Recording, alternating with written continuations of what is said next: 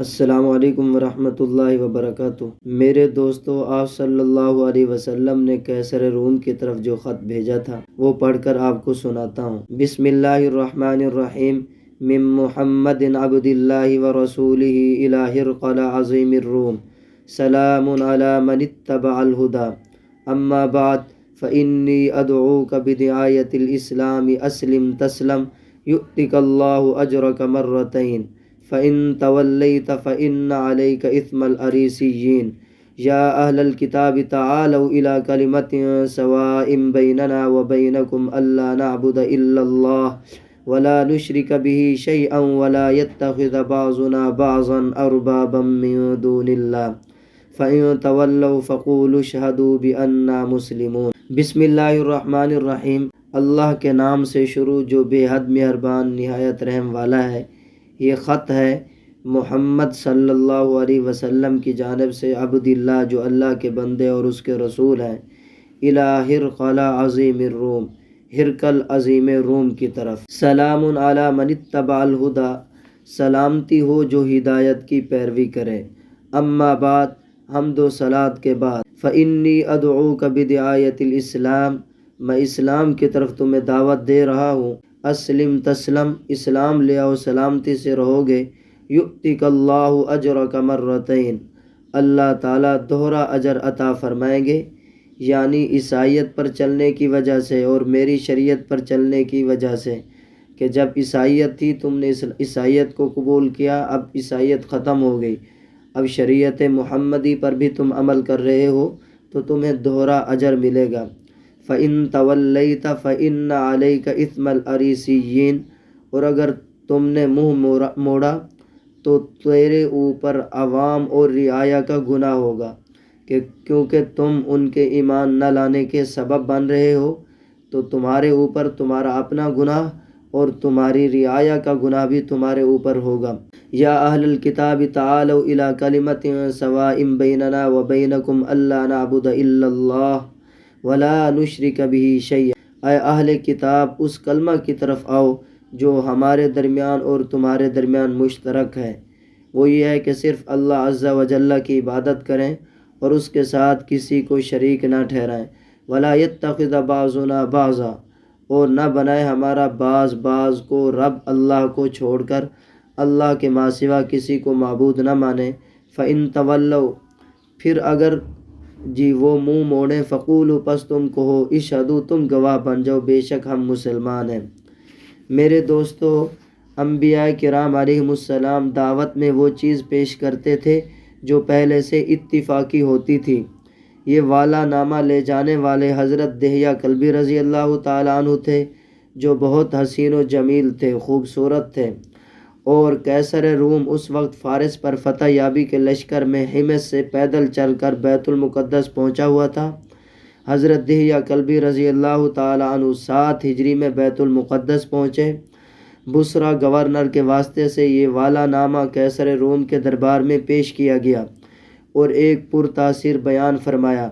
قیصر روم نے آپ صلی اللہ علیہ وسلم کا خط مبارک سر اور آنکھوں پر رکھا، بوسہ دیا، کھول کر پڑھا اور کہا کل سوچ کر جواب دوں گا۔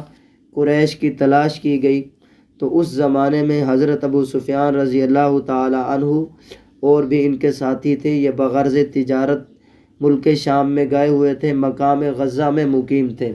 ان کو بلایا گیا، یہ اس وقت مسلمان نہیں ہوئے تھے، تو ہرقل نے حضرت ابو سفیان کو اپنے پاس بلایا اور ترجمان کو بھی بلایا، اور حضرت ابو سفیان رضی اللہ تعالی عنہ کے ساتھیوں کو حضرت ابو سفیان کی پشت کے پیچھے بٹھا دیا اور ان کو کہا کہ اگر یہ جھوٹ بولیں تو تم اس کی تکذیب کر دینا۔ تو حضرت ابو سفیان سے ہرقل نے پہلا سوال کیا، کیف نسبہ فیکم؟ تو حضرت ابو سفیان رضی اللہ تعالیٰ عنہ نے جواب دیا، ہوا فینا ذو نسب، وہ ہم میں سب سے عالی الشان نسب والے ہیں۔ دوسرا سوال ہرقل نے کیا، فہل قال ھذا القول منکم احد قط قبلہ، کیا تم میں سے پہلے بھی کسی شخص نے نبوت کا دعویٰ کیا تھا؟ تو حضرت ابو سفیان نے جواب دیا، قلت لا، کہ ہم میں سے پہلے کسی نے نبوت کا دعویٰ نہیں کیا۔ ہرقل نے تیسرا سوال کیا، فہل کان من آبائہ من مالک، کیا آپ کے آباء و اجداد میں سے کوئی بادشاہ تھا؟ تو حضرت ابو سفیان رضی اللہ تعالی عنہ نے جواب دیا لا نہیں۔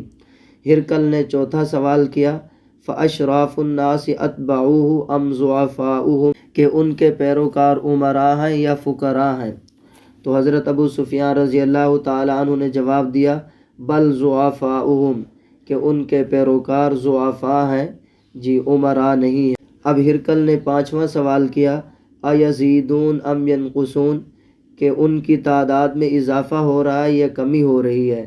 تو حضرت ابو سفیان رضی اللہ تعالی عنہ نے جواب دیا بل یزیدون، کہ ان میں روز بروز اضافہ ہو رہا ہے۔ ہرقل نے چھٹا سوال کیا فہل یرتد احد منکم سخطۃ لدینہ بعد ان یدخل فیہ، کہ ان میں سے کوئی شخص ان کے لائے ہوئے دین میں داخل ہونے کے بعد دین سے نفرت اور کراہت کی وجہ سے مرتد ہوا ہے؟ تو حضرت ابو سفیان رضی اللہ تعالی عنہ نے جواب دیا لا نہیں۔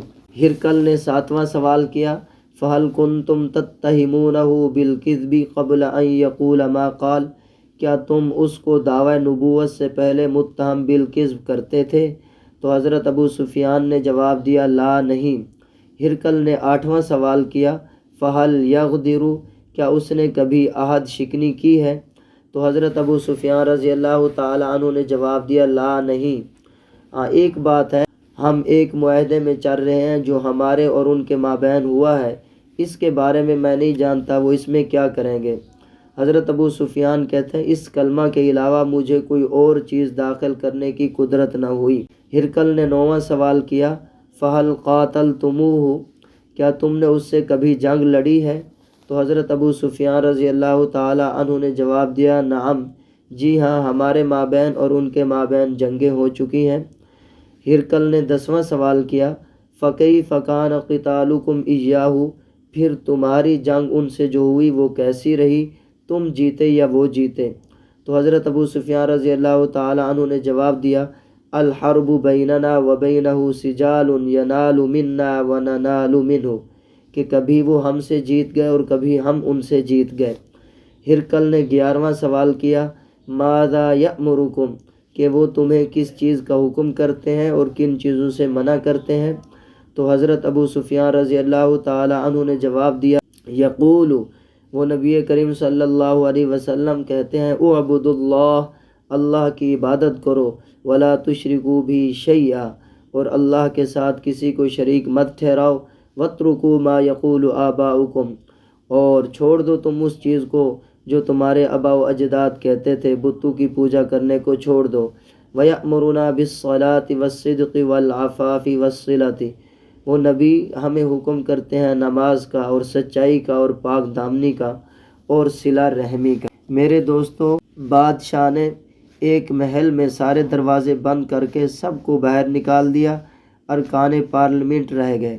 حضور اقدس صلی اللہ علیہ وسلم کا خط سنایا گیا، ہر طرف سے شور برپا ہوا۔ بعد میں کسی ہیلے بہانے سے مجمع کو ٹھنڈا کیا کہ میں تمہارا امتحان لے رہا تھا کہ تم اپنے دین پر کس قدر شدید ہو۔